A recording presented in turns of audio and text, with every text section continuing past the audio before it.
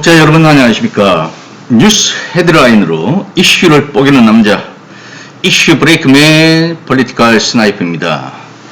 오늘은 2021년 12월 30일 2022년을 이틀 앞두고 있는 날이죠. 오늘 아침에는 어떠한 이슈들이 또 뉴스 헤드라인을 장식했는지 하나하나 들어가서 살펴보도록 하겠습니다. 뽀개보도록 하겠습니다. 자, 오늘 전체 7개 정도를 헤드라인을 뽑았는데요. 네, 그 중에 첫 번째 들어가 있습니다. 첫 번째 뉴스 헤드라인, 국민의힘 이재명 두 아들 입시 의혹을 제기한 지 8시간 만에 차고 있었다, 이렇게 발표를 했다는 거죠.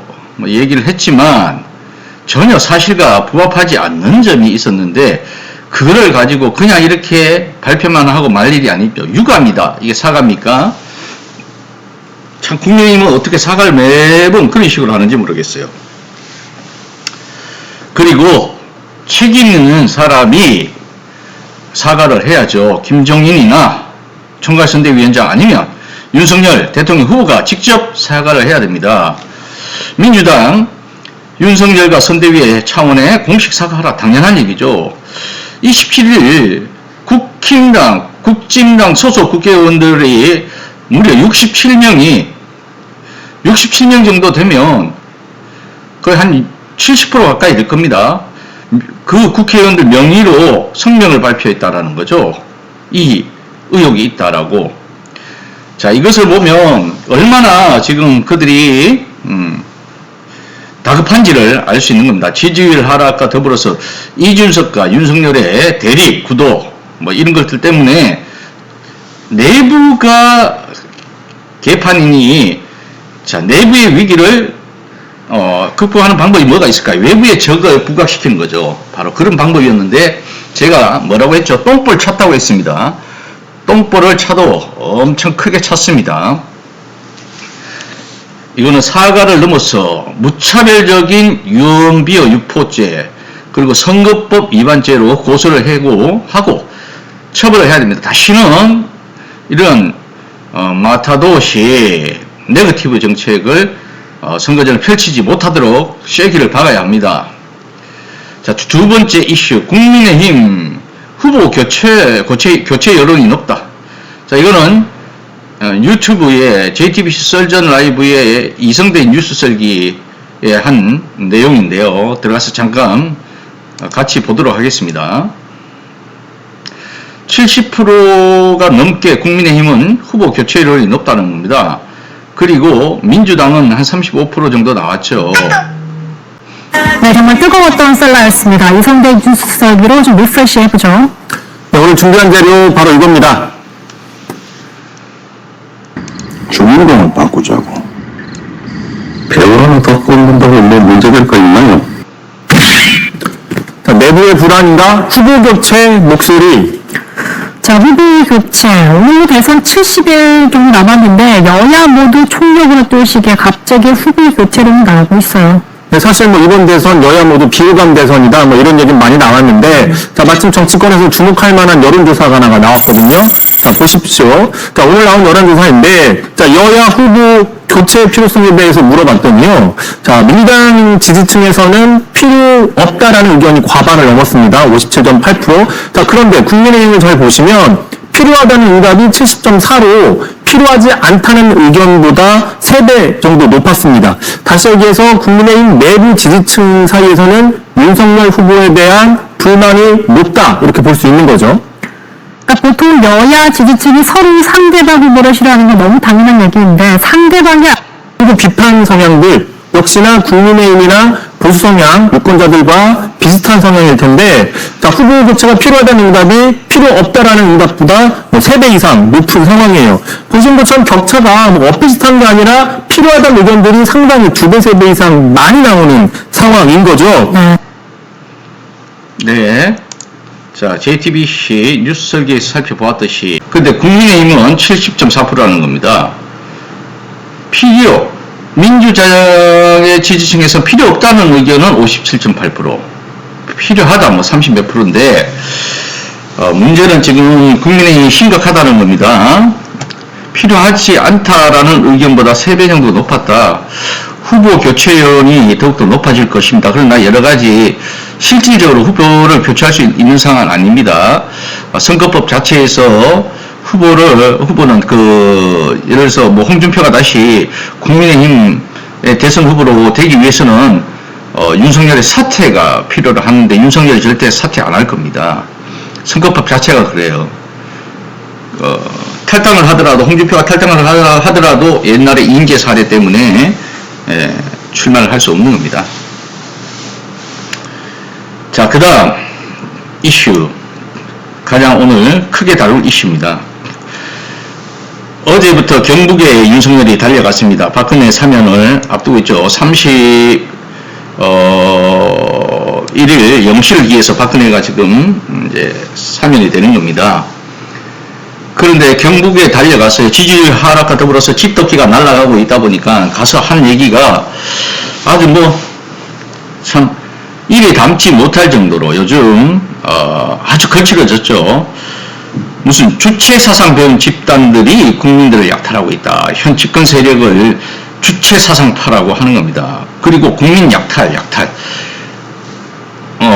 윤석열이 정치를 하겠다고 나온 이후에 입만 뻥끗하면 문재인 정권이 무슨 국민을 약탈했다 하는데 무엇을 약탈했다는 겁니까 도대체? 구체적으로 얘기를 하세요. 그렇게 선동적으로 하지 말고 개별수도 아니고. 자, 독재 정부는 경제를 살렸다. 이 정부는 뭐 했나? 권위주의 독재 정부는 경제 확실히 살려 산업화 기반 만들었다. 대구에 갔으니까 다시 과거에 권위주의 정권을 다시 끄집어내고 찬양을 하고 미화를 하고 있습니다. 그런데 현 정권 자익 혁명 이념을 배워서 민주화 투사인 양 그리고 사회주의로 끌고 가려 하나. 자, 여기서 느끼는 게 뭐냐? 윤석열이 다급하니까 과거에 아주 오래지도 않았습니다. 국민의힘 대표를 지냈던 한교안이 생각이 납니다. 한교안이 공안 검사 출신 아닙니까? 공안부. 많은 사람들 잡아넣기도 했었죠. 그가 점점 어디로 갔습니까? 보수에서도 보수, 극우 쪽으로 넘어갔죠. 정강훈 집회에서 참석해서 막말을 쏟아냈는데 그때 모습이 오버랩되면서 윤석열 특수부 검사의 언어와 공안부 검사의 언어가 모습이 아주 가감없이 지금 국민들한테 보여주고 있는 겁니다. 공안부 검사처럼 특수부 검사처럼 없는 제도 만들어낼 수 있는 그냥 무소불위의 마구잡이 칼잡이를 하던 그 경계의 모습이 지금 나타나고 있는 겁니다. 한교안과 김윤수, 정강훈이 태극기 집회에서 연설하던 그러한 모습들이 지금 경북에 가서 윤석열이 말하고 있는 그 모습 속에서 같이 싱크로율이 거의 100% 정도 일치하게 나타나고 있습니다. 도대체 일반인도 할 말과 안 할 말이 있어서 가려서 하는데 대통령을 꿈꾸는 이 윤석열 싸가지는 막 내질을 내고 있다 이 말입니다. 윤석열의 이러한 짓거림을 통해서 반박하고 있는 내 입조차도 지금 더러워지고 있는 느낌입니다.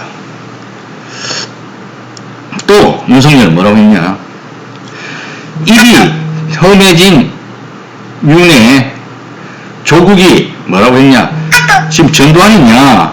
지지율 추락에 막 나가고 있다. 조국이 전두환이 하는 말인 줄 알았다 해서 지금 페이스북에다 썼나 봅니다. 지지율 추락하니 막 나간다. 똑같은 생각이죠. 권위주의 체제의 공안검사의 공수사관을 읽는 줄 알았다. 자, 전형적인 마카파식 네거티브입니다. 도대체 정책 대결을 하자는 말이 잉크가 마르기도 전에 김종인이가 했잖아요. 그럼 지금 정책 대결하고 있습니까? 지지율이 하락하니 마카파 네거티브로 가는 전략을 구사할 수밖에 없겠죠. 위기의식을 느낀 겁니다. 자, 윤석열이 계속 거친 입을 통해서 상대 후보 진영의 후보를 그것도 공중파에서 기자들 앞에서 뭐라고 질문을 하니까 토론을 왜 안 하냐고 질문을 하니까 학증 편향적인 시각을 바탕으로 해가지고 중범죄자다, 학정적 중범죄자다 이런 말을 했죠. 자기가 이 학증 편향이 뭡니까?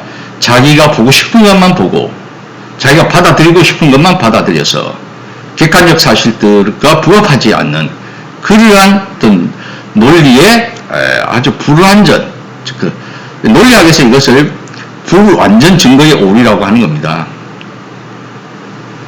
이 말 전체를 봤을 때 지금 윤석열은 자기가 특수부 검사로서 지금껏 그렇게 살아왔다 하는 자기 고백밖에 되지 않는다. 그러니까 걱정이 되었나 봅니다. 자, 윤석열 선대위에 나팔수는 아니지만 외부 나팔수죠. 진중권이 뭐라고 했습니까? 빨리 뭔가 보호를 좀 해줘야 되겠다 해서 겨우 한다는 말이 이재명의 중범죄 확정 발언은 예의가 없다. 정치엔 금도가 있다. 자, 희석을 좀 시켜보려고 이렇게 도와주려고 한 내용입니다. 아직 그런데 본인이 조국에 대해서 했던 말들이나 이렇게 아주 그냥 시퍼런 칼날들을 언어의 시퍼런 칼날들을 들이대고 진보 진영에게 내뱉고 있는 그 진중권이의 말들 그런 것들은 여기서 찾아볼 수가 없습니다. 자, 진중권의 모습은 여기서는 그 날카로운 시퍼런 칼날들은 어디로 갔습니까? 윤비어천가가 느껴지는 그냥 말입니다. 그 다음에 5번째 헤드라인으로 넘어가겠습니다. 이번 주에 김종인, 이준석이 만난다. 김종인이 나섰지만 이준석은 복귀 고려 안에 김기현 다 정리됐다. 곧 복귀할 것이다. 라는 자신감을 내피치었다. 하지만 아직 이준석은 들어올 생각이 없습니다. 복귀 명분을 만들어줘야 된다. 이런 당 일각의 시각들도 있다. 이준석, 요즘 선거대책위원회가 대통령 선거가 아니라 이준석에 대한 대책위원회로 바뀌었다라는 그런 얘기를 합니다. 복귀를 고려하지 않고 있다. 그리고 뭐라고 또 했냐면 밤에 꿈을 꾸는데 악몽을 많이 꾸는데 털 깎인 매머드 하다가 쫓아오는 꿈 꾼다. 만큼 심리적 압박감을 느끼고 있다. 자, 이준석 때 이제는 외로운 이준석 때 전체 매머드 이거는 국힘당 선대위 윤석열을 얘기하겠죠. 이렇게 압박하고 있는데 점점 지지율은 떨어질 겁니다.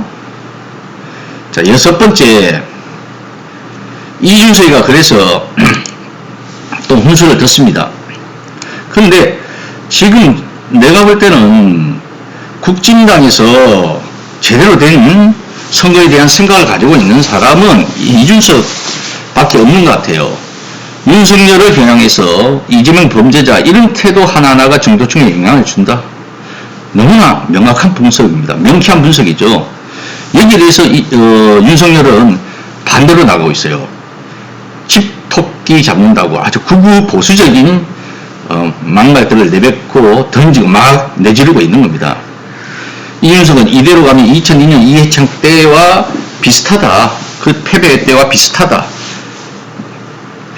현재 정권 심판론이 우세한 상황 속에서 이게 문재인이냐 아니냐로 이러한 정권 심판론, 문재인 심판론만 가지고는 이 전략이 먹히기도 힘들고 성공하기 힘들다. 대선에서 승리할 수 없다. 2012년 대선에서 문재인이 진 이유가 안티 이명박, 안티 박근혜 때문에 그런 전략만 구사했기 때문이다. 이렇게 분석을 했는데요. 뭐 범죄자든 뭐든 상대당 당원과 상당수 국민이 대통령 후보로 인정하고 결정했고 지지를 보내고 있다면 그런 식으로 발언을 하면 안 된다. 무시하는 태도다. 그럴 태도 하나하나가 중도층에 영향을 주고 있다. 너무나 정확한 분석을 하고 있지 않습니까? 여기에 대해서 깨달은 사람들이 거의 없을 것 같아요. 자, 마지막 헤드라인 이슈입니다. 지금 공수처가 참 제대로 된 역할을 못했죠. 국민의 기대에 부응하지 못하고 있습니다. 답답하죠. 많이 답답해 하고 있습니다. 근데 수사의 어떤 결과물을 내놓지 못하고 그런 과정에서 이제 고발 사주라든지 이런 것들이 고발이 들어오니까 수사를 해야 되잖아요. 그래서 통신자료 조회를 했나 봅니다. 그런데 거기에 대해서 뭐 여러 가지 지금 윤석열이 아주 거친 입으로 사찰이다 이렇게 규정지어서 프레임화 시키고 있는데 여기에 또 빨려 들어가면 안 됩니다. 이것은 엄연히 수사를 위한 법령에 의한 통신자료 조회죠. 이재명이 그렇게 얘기했습니다. 수사에 의해서 매우 중요한 기초자료다. 당연한 얘기입니다. 윤석열 검찰 때도 수십만 건을 냈는데 누구도 이거는 사찰이라고 하지 않았다. 그런데 이것이 너무 지나치면 안 된다라는 겁니다. 수사를 위해서 정말 필요한 경우로 한정해야 된다. 그리고 지금 국진당의 의원들만 했는지 아니면 민주당의 의원들도 했는지 수사 과정에서 다 했을 거 아닙니까? 대장동 쪽으로 해서 하는 거고. 그래서 우리가 하나의 사실을 전체화시키면 안 된다는 겁니다. 그런 오류를 범하면 안 돼요. 국정원에서 만약에 이랬다면 지금 국정원의 법에 따라서 국내 정보 수집이 금지된 상황에서 본다면 문제가 크죠. 근데 그게 아닙니다. 이건 일반적인 수사 과정에서 발생하는 것이다. 그러나 지나치면 안 된다. 오늘 공수처장을 불러서 여야들이 질의를 한다고 하니 우리가 그러한 것들을 정확하게 보고 판단을 해야 될 것 같습니다. 일방적인 주장에 말려 들어갈 이유는 전혀 없다고 봅니다. 자, 이로써 오늘 또 뉴스 헤드라인으로 이슈들 논란이 되고 있는 것들 하나하나 뽀개봤습니다. 내일 이제 하루가 남았군요. 오늘 하루 또 잘 보내시고 내일 만나 뵙도록 하겠습니다. 감사합니다. 이슈 브레이크맨 폴리티컬 스나이퍼였습니다. 감사합니다.